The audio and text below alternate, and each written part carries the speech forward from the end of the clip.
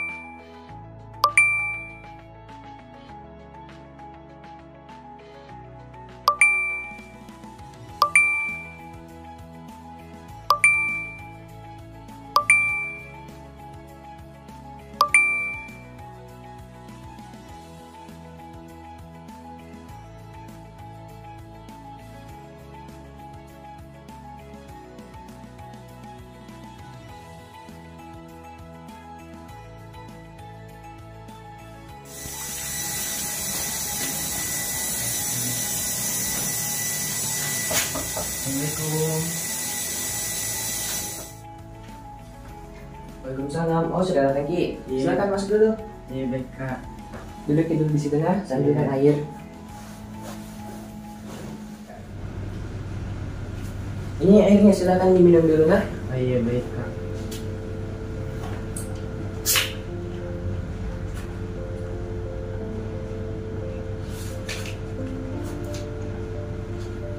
Agak tegang Ki ini.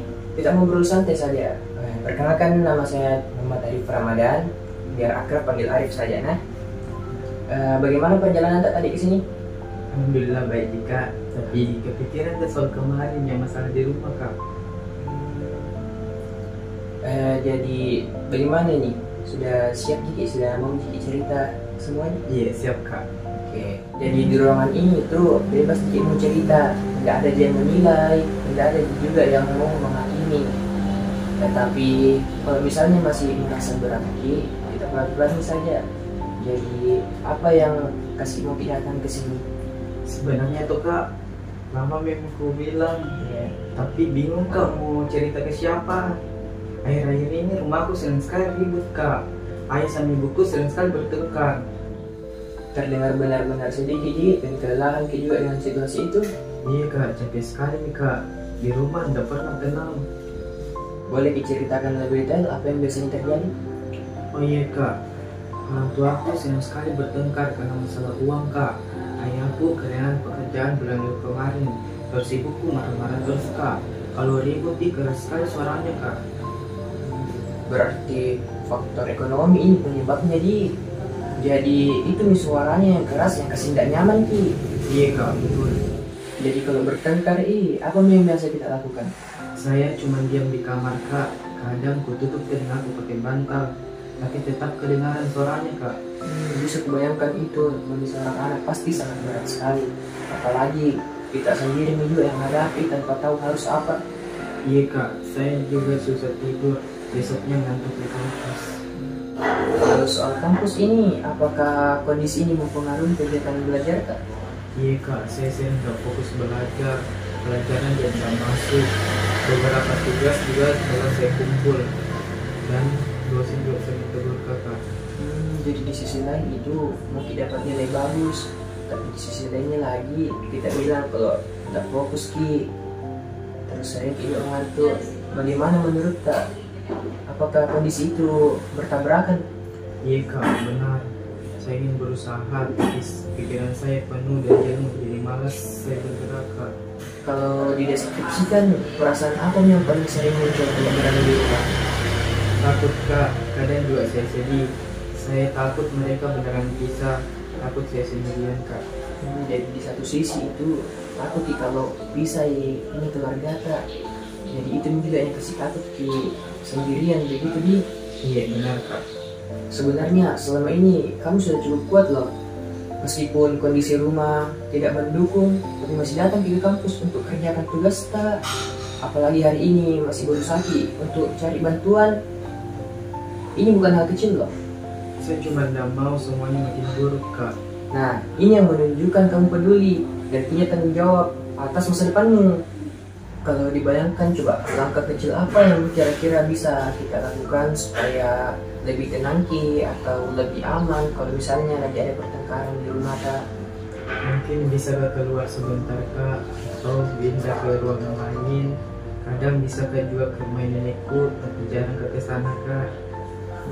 Artinya punya di beberapa pilihan di. Yang pertama itu mencari ruangan aman sementara, yang kedua keluar sebentar untuk menarik diri, terus bisa juga pergi ke rumah nenek untuk hindari suasana yang terlalu tegang.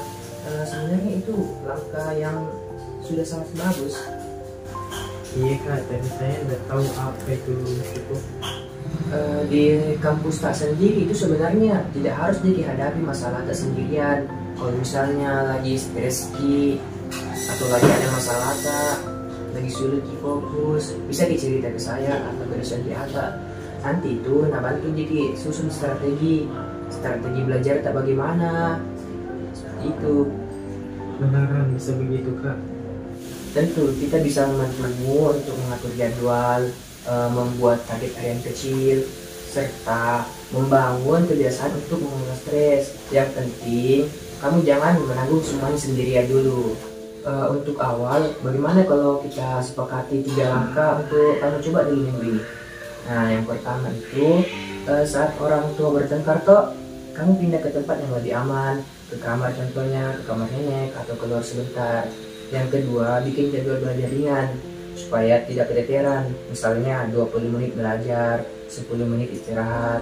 Terus yang ketiga, setiap hari sebelum tidur Kina, tulis apa yang kamu rasakan supaya pikiranmu itu tidak menumpuk. Nah, apakah ada 3 hal ini tadi mungkin Ji untuk kamu lakukan?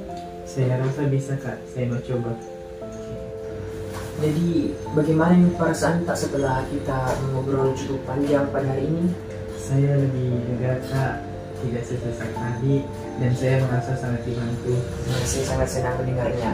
Kamu sudah berani untuk terbuka. Jadi kita mungkin bisa atur jadwal lagi untuk pertemuan berikutnya. Saya mau lihat apakah benar-benar langkah-langkah tadi sudah benar-benar berhasil. Iya kak, terima kasih banyak kak. Baik, terima kasih. Mungkin jika ada apa-apa bisa hubungi saya. Jadi selama ini kamu sudah lakukan yang terbaik. Jadi mungkin hari ini bisa kita tutup saja sesi pada kali ini ya. Ayo, sini saya antar keluar.